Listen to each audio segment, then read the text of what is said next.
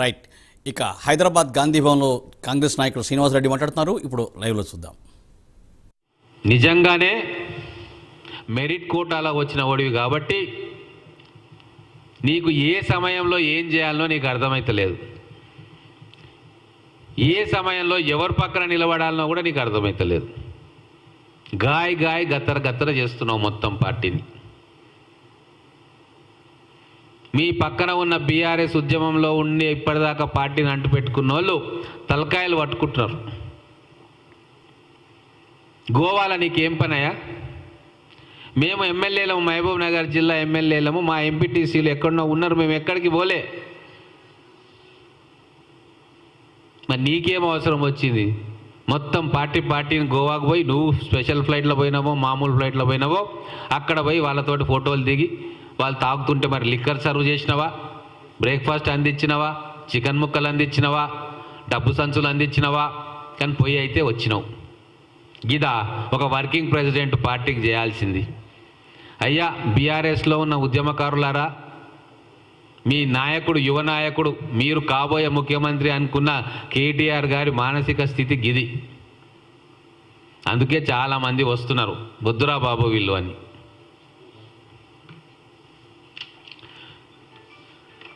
చివరగా నేను చెప్పేది ఏంటంటే,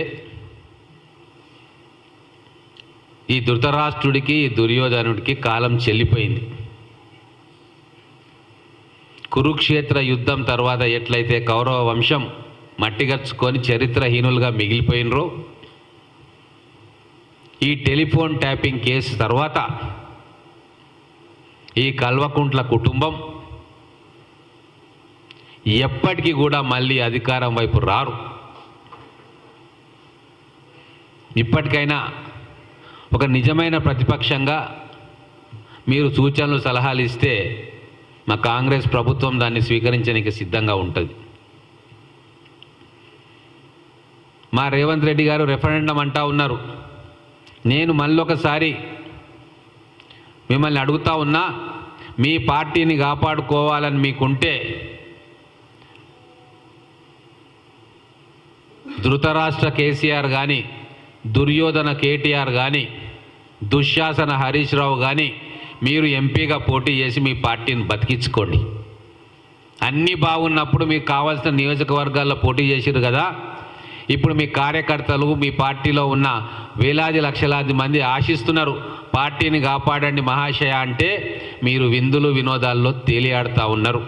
మీ పార్టీ నాయకులే మిమ్మల్ని అసహ్యించుకుంటున్నారు. ఇప్పటికైనా పోయేదేమీ లేదు. మీరు పార్లమెంటు స్థానాల్లో పోటీ చేయండి. మాకు కూడా ఒక ప్రతిపక్షం బలంగా ఉండాలని మేము కోరుకుంటున్నాం. మేము ప్రజాస్వామ్యవాదులం. పార్టీని కాపాడుకోండి.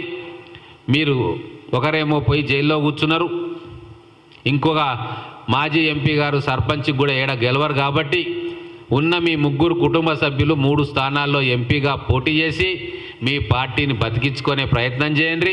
తెలంగాణ రాష్ట్రంలో మిమ్మల్ని ప్రతిపక్ష స్థానంలో చూడాలని ప్రజలు కోరుకుంటున్నారు కాబట్టి ఆ బాధ్యతను మీరు నెరవేర్చే క్రమంలో మీ పార్టీని కాపాడుకోవడానికి రాజకీయ క్షేత్రంలో ఉండండి.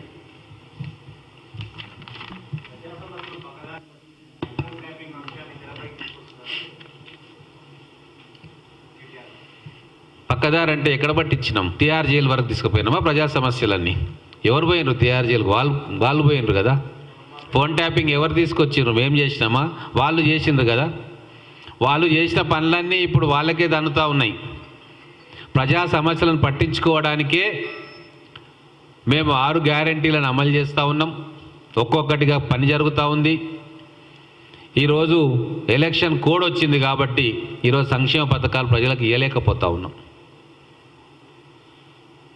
హరీష్ రావు గారు లెక్క చూపించారు, 180 రైతు ఆత్మహత్యలు జరిగినాయని. ఏడ చూసిండో ఈయన, ఎక్కడున్నాడో? వేల మంది రైతు ఆత్మహత్యలు జరుగుతూ ఉంటే ప్రతిపక్షాలన్నీ కూడా వాళ్ళకు కంపెన్సేషన్ ఇవ్వాలని కోరుతూ ఉంటే ఒక్కరోజైనా వీళ్ళు గౌరవ ముఖ్యమంత్రి, ఆ రోజు ఉన్న ముఖ్యమంత్రి గారు ఒక్క రైతునన్నా పరామర్శించిండా?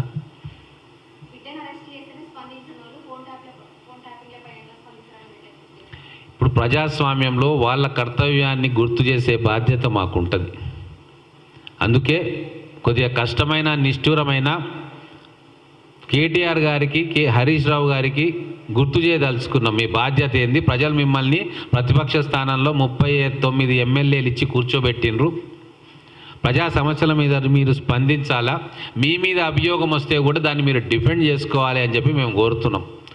కానీ వాళ్ళు పూర్తిగా నిస్తేజులు అయిపోయినరు, నిశ్చేష్టులు అయిపోయినరు. వాళ్ళకే అర్థమవుతుంది మా పని ఖతమైందని, అందుకే నోరు పెగడట్లే.